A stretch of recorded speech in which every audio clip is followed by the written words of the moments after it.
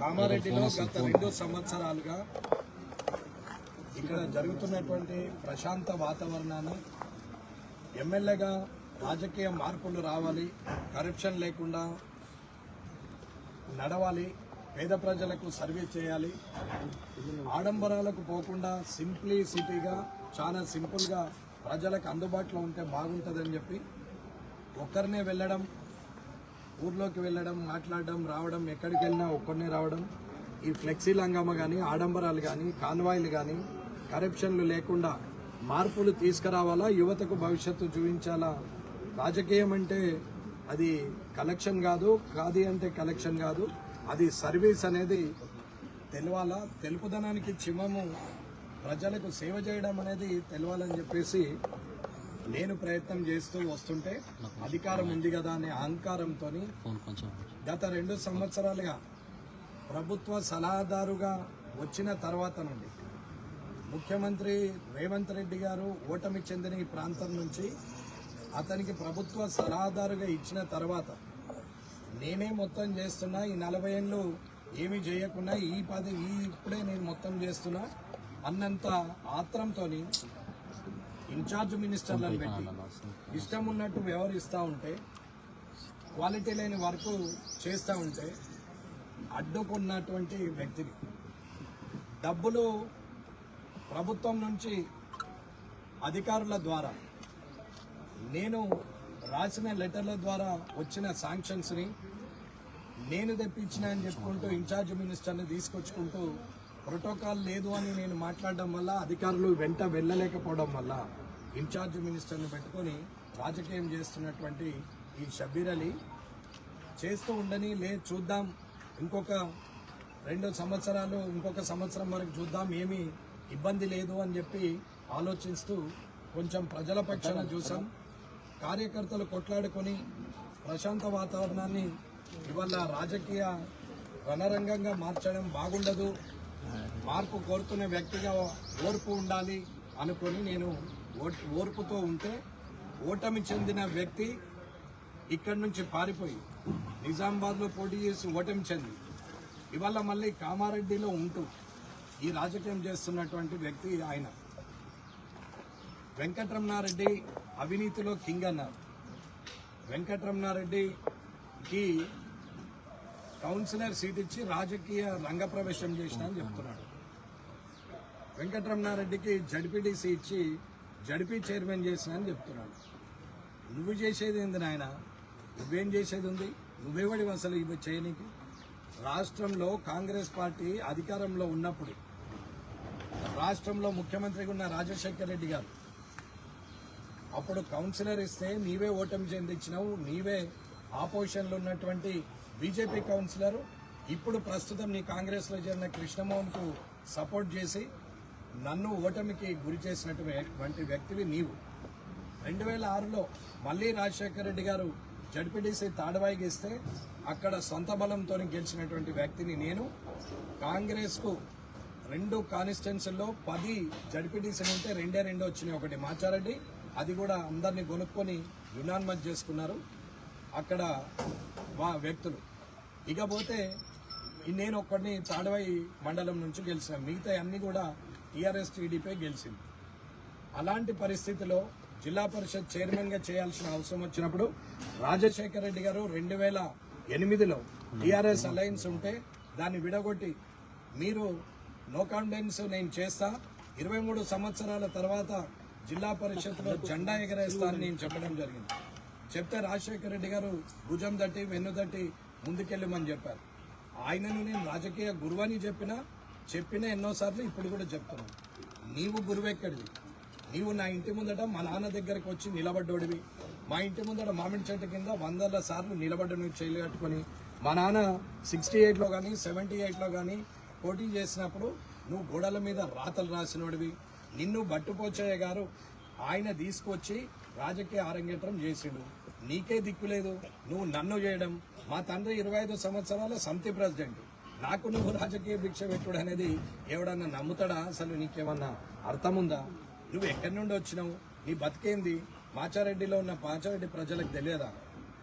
ఆఖరికి నువ్వు ఇప్పుడు కట్టినటువంటి ఇల్లు ఏదైతే 5 అంతస్తులుందో దానికి కూడా మున్సిపల్ పర్మిషన్ లేదు. కనీసం ఐదు అంతస్తులున్న ఆ బిల్డింగ్ చుట్టూరా ఫైర్ ఇంజన్ తిరగాల, సెట్ బ్యాక్స్ లేవు. నీ సంగతి ఎవరికి తెలియదు.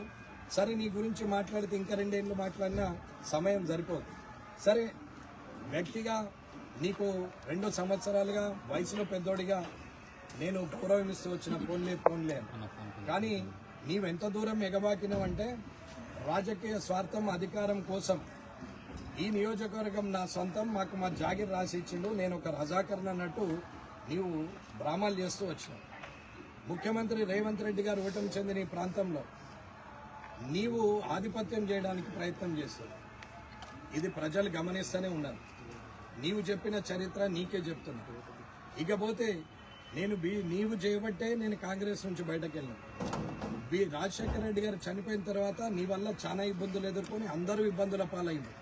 అప్పుడున్న జనార్దన్ గౌడ్ గారు కానీ, ప్రతాప్ రెడ్డి గారు కానీ, నేను కానీ, ఆకుల శ్రీనివాస్ గారు కానీ, ఎల్లారెడ్డిలో ఎంతమంది ఉన్నారో అంతమందిని రోడ్డు మీదకి తీసుకొచ్చారు.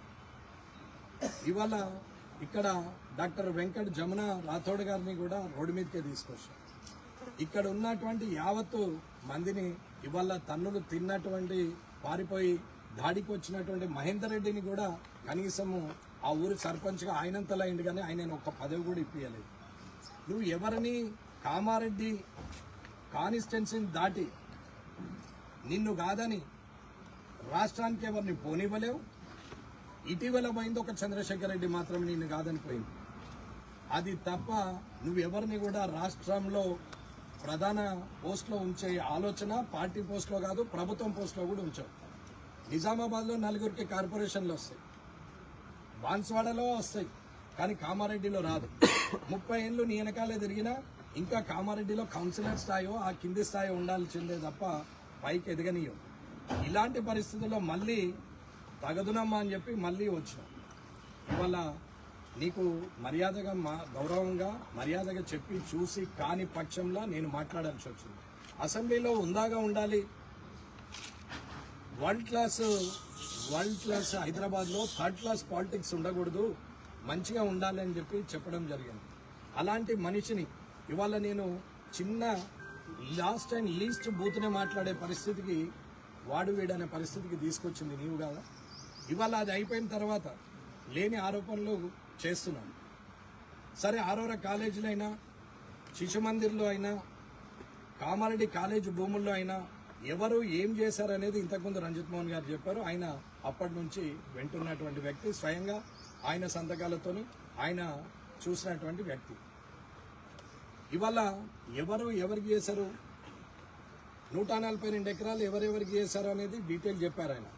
మిగతా భూమిని కూడా కలెక్టర్ సత్యనారాయణ ఉన్నప్పుడు రామచంద్రారెడ్డి గారు పౌరాపటాన్ని తీసుకొని ఆయన చేసినటువంటి ఇది భూములు.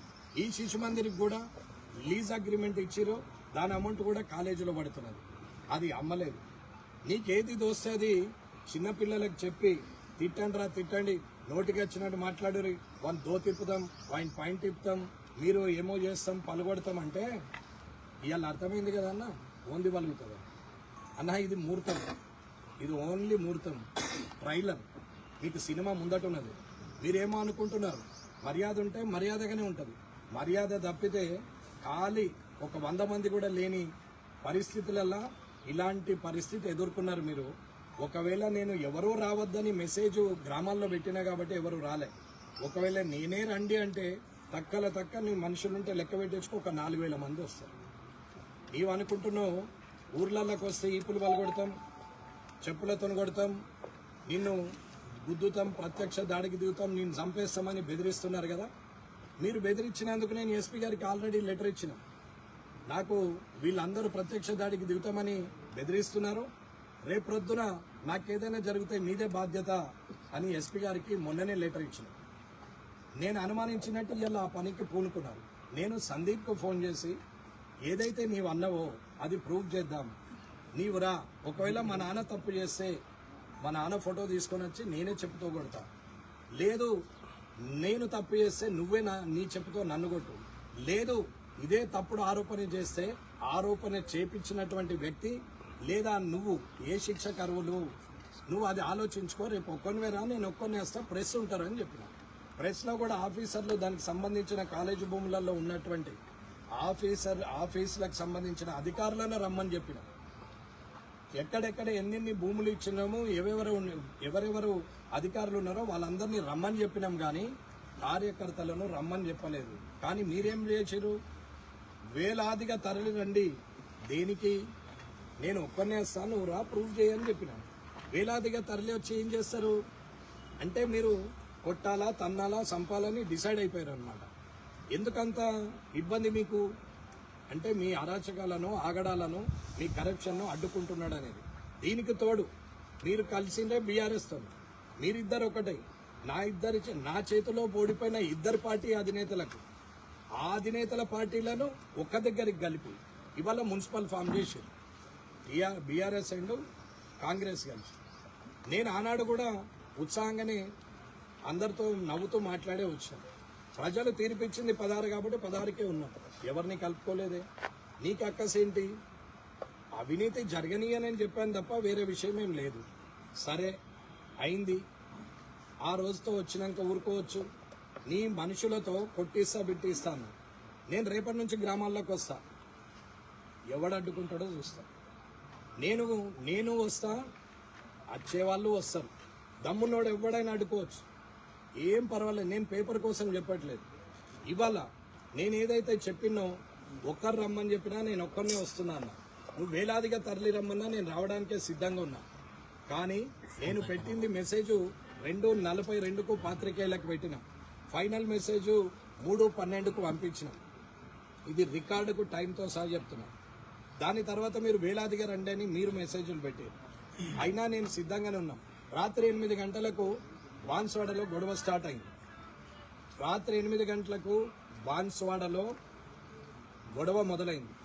అక్కడ హిందూ ముస్లిం గొడవలు చాలా అయిన తర్వాత ఎస్పీ గారు అక్కడి నుంచే ఫోన్ చేసి మాట్లాడి, మీరు ఇక్కడ ఏమన్నా మాట్లాడగలిగే ఆపిస్తే బాగుంటుందంటే, ల్యాండ్ ఆర్డర్ ఇష్యూ కాబట్టి నేను కూడా అక్కడ ఉన్నటువంటి బీజేపీ వాళ్ళని, హిందువాహిని వాళ్ళను, అన్యక్షేత్రాల వాళ్ళందరితో మాట్లాడి ఏదైతే తప్పు చేసినటువంటి వ్యక్తి ఉన్నాడో ఆ తప్పు చేసిన వ్యక్తిని ఎస్పీ గారు మేము శిక్షిస్తాము, ఈ గొడవను ఆపితే బాగుంటుంది, ల్యాండ్ ఆర్డర్ ఇష్యూ వస్తున్నది, వేలాది మంది పోలీసులు ఇక్కడికి వచ్చి, వందలాది మంది పోలీసులు వచ్చినాం, వేలాది మంది ప్రజలు వస్తున్నారు, ఇబ్బందులు అవుతుంది అని చెప్తే నేను మాట్లాడాను.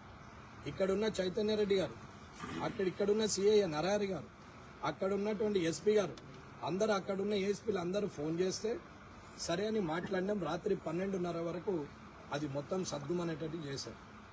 ఉదయం లేచి నేను వస్తే అక్కడ పోలీసులు, ఇక్కడ పోలీసులు వేలాదిగా తరలిరండి అని మీరు పెట్టిన మెసేజ్లను చూసుకొని నేను బయలుదేరుతుంటే ఇంటి ముందట సుమారు 100 మంది పోలీసులు ఉన్నారు. 7:30కి మీరు 9:30, నేను 10 అన్నా, మీరు 8:30 అన్నారు, మళ్ళా 9:30 అన్నారు. సరే మీకన్నా ముందు నేనే వస్తా అనుకున్నా. ఒక్కడనే బయలుదేరినాం వితౌట్ గన్మెన్స్. కానీ పోలీసులు అడ్డుకున్నారు. ఎస్పీ గారు ఫోన్ చేసి, అన్నీ తెలిసిన వ్యక్తులు, మీరంటే గౌరవం ఉంది, మీరు ల్యాండ్ ఆర్డర్ను కాపాడతారు అనుకున్నాం, ఇన్ని రోజులు ప్రశాంతంగా ఉన్న కాన్స్టిట్యున్సీని రణరంగంగా మారుతున్నది, మీరు సహకరిస్తే బాగుంటుంది. బాన్స్వాడలో సమస్య చాలా జటిలంగా ఉంది, మీకు కూడా తెలుసు. ఇక్కడ 144 సెక్షన్ ఉంది. మళ్ళీ కామారెడ్డిలో అంటే ఈ పోలీస్ ఆ పోలీస్ చాలా సఫర్ అవుతామండి. ఒక్కసారి మీరు ఇల్లు కదలకుంటే మిగతాదంతా మేము చూసుకుంటామంటే సరే మంచిది, పర్వాలేదు. కానీ కలెక్టర్ గారు రెవెన్యూ రికార్డ్స్ని తెప్పించి, ఈసీలు పహానీలు తెప్పించి, ఈ 263 ఎకరాల నర ఎంతైతే భూమి ఉందో ఈ భూమిలో ఒక్క ఇంచు కూడా ఎటన్నా పోతే నేను రాజీనామా చేస్తా, లేదు అంటే కలెక్టర్ గారు ప్రకటించాలి. ఈ భూముల విషయం 30 ఏళ్లుగా బదనాం చేసుకుంటూ తిరుగుతున్నారు నన్ను, మా తండ్రి గారిని. ఇవాళ ఎవడెవడో లేచినోడు లేవనోడు, వెంటక పుట్టినప్పుడు కూడా పుట్టినటువంటి వ్యక్తి అటువంటి వాడు కూడా ఇవాళ మాట్లాడుతూ ఉంటే, కుటుంబాన్ని అవినీతి పరులు అని చెప్తే 263 ఎకరాలు తయారు చేసినప్పుడు చుట్టుపక్కల మేము 100 ఎకరాలు కబ్జా పెట్టాలి, ఎక్కడ అరగజం లేదు. ఇవాళ 263 ఎకరాలు ఒక్క గజం అమ్మితే నిరూపించమంటే నిరూపించరు. కానీ ప్రతిసారి అవినీతి అవినీతి అని అంటాడు. ఇదే దొంగ ఆ రోజు ఇలాగే చేశారు, మళ్ళీ ఈ రోజు అలాగే చేస్తున్నారు. కాబట్టి నిరూపించుకోవాల్సిన బాధ్యత నాది. ఇది నా విషయము, నన్ను అన్నారు కాబట్టి కార్యకర్తలు రావద్దు, ఒక్కరినే వస్తా అని చెప్పడం జరిగింది. నేను వెళ్లితే పోలీసులు ఆపిర్రు కాబట్టి ల్యాండ్ ఆర్డర్ ఇష్యూ ఉందంటే ఇంట్లో ఉన్నాను. ఇంట్లో ఉంటే దొంగలాగి ఇంట్లో ఉన్నాడని అంటున్నారు. దొంగ ఎవరో ప్రజలకు తెలుసు, దొరెవడో ప్రజలకు తెలుసు. ఎవడు ఎవరికి సాయం చేసిండు, ఎవడు అమ్ముకున్నాడు, ఎవడు సంపాదించుకున్నాడు, ఎవడు ఎంతటి నీతిమంతుడో. ఇవాళ నువ్వు కట్టిన ఇల్లును చూస్తే దానికి పర్మిషన్ లేదంటే, నువ్వు కనీసం బెటర్మెంట్ కట్టలేవంటే, పర్మిషన్ లేని ఇల్లు కట్టినవంటే నువ్వెంత నిజాయితీ పరుడువో అందరికీ తెలుస్తుంది. కింది వాళ్ళతో ఏదేదో మాట్లాడించి చెప్పి ఇష్టం ఉన్నట్టు మాట్లాడిస్తున్నావు.